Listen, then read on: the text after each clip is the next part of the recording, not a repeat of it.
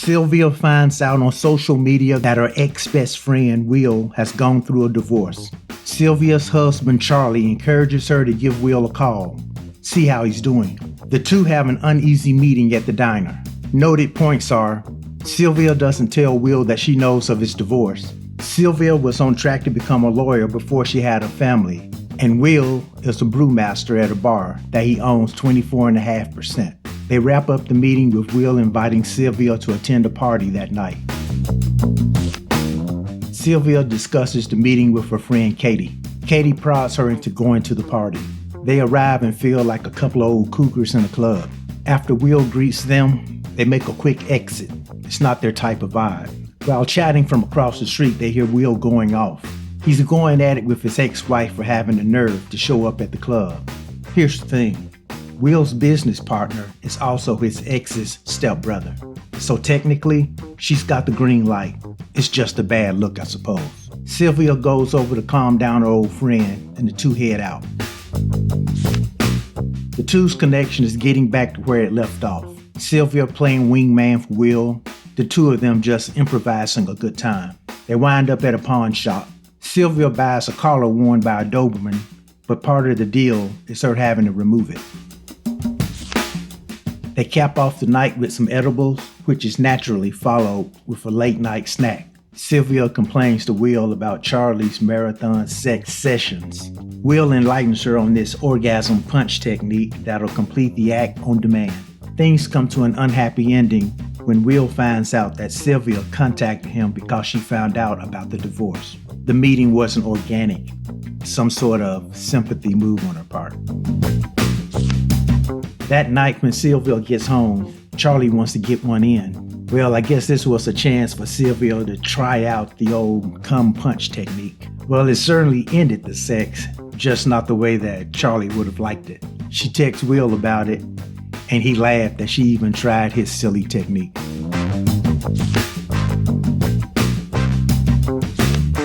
The morning routine at Sylvia's house is stressed out. It seems to be one restroom for 5 people on the go. Charlie and her are in hot pursuit of a larger home to accommodate the family. Later in the day, Sylvia bumps into a realtor. Seems that the holdup in finding a new home may be Sylvia's indecisiveness. Sylvia returns home to an overflowing toilet and a call from Will. He wants to hang out again, plus she left her credit card at his bar. He arrives and fixes the toilet, and then he asks to come along as she meets with the realtor for a showing. Along the way, Sylvia finds out that Will still has a bunch of his stuff at his ex's house. She concludes that it's just an excuse to stay in her life. The property that's being shown is a shut-down assisted living home. There's plenty of space for the family, but the place isn't suited for normal, everyday living. There's medical alerts going off, there's medical assistance equipment attached to the structures, and the medicine cabinets are just popping open by themselves. There's probably a bunch of haunted spirits hanging out around there. Sylvia has told the realtor no so many times that she's reluctant to tell her real impressions of the place. Will makes a deal with Sylvia that if she comes clean with the realtor about the property, he'll move his stuff out of his ex's place. Sylvia holds up her end of the deal, but in turn, Will is reluctant on his side. With a little goading, they get to the ex's house and Sylvia has to break into the place. Turns out the ex was home. She accused Will of hanging on and then accused Sylvia of being too involved in her and Will's life. She throws him out, and as a get back, Sylvia runs over her flowers and she stole the couple's pet lizard. Thing is, Will didn't really want the lizard, so now Sylvia's kids got a new family pet.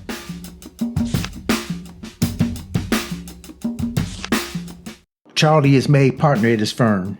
They're at a conference celebrating, but Sylvia feels a little bit on the outside. The managing partner, Frank, comes up and he doesn't remember Sylvia at all. This is strange because he could remember the waiter from a one-chance encounter from 3 years ago. The couple then bump into Vanessa. To Sylvia's surprise, Vanessa's been made a partner too. Charlie held this information back from Sylvia. See, once upon a time, the three of them were on the same path, except that Charlie and Vanessa ended up as lawyers and Sylvia ended up as a stay-home parent. It nags at her.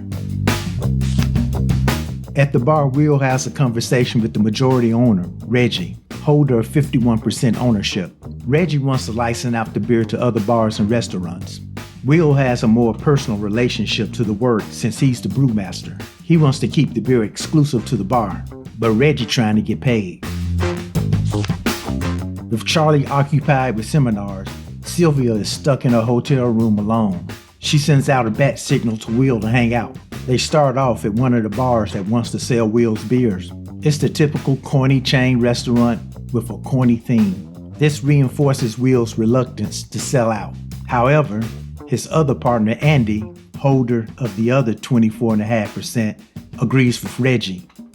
He wants to get paid too. Sylvia and Will head back to the hotel, stopping for pizza and more alcohol, of course. Charlie, always the chill husband, greets them. Old Frank comes through and thinks that Sylvia is the waitress this time. She takes his lecture notes and makes him guess what her name is. He gets 3 chances and he misses 3 times. Then Sylvia ate his notes. That kind of stunt does not help Charlie at all. She's pushing his limits.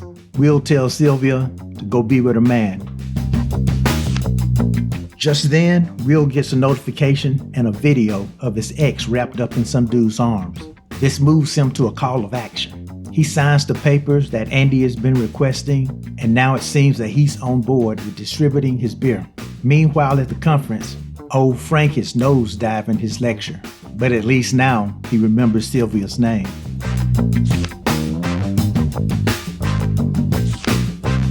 Well, if you made it to the end, thanks. You're probably also wondering what this show is about. Well, it really hasn't established a direction in the first 3 episodes. We know that Sylvia and Will are the type of friends that have no filter with one another. Will's responsibilities give him a type of freedom that it would put a strain on Sylvia. Her husband is chill as hell, but I'm not sure how cool he's going to be with his wife going buck wild with some dude on a regular basis. It's not really plot heavy. One thing that the show does a lot is that the characters will go off on a 1-minute riff and then get back to the story. If that's your kind of thing, you might like it. I mean, the characters are likable, and Seth Rogen is doing what Seth Rogen does. But the first 3 episodes haven't given me enough to continue at this moment. It's not bad, but it's not good either, so far. And for that reason, I'm out.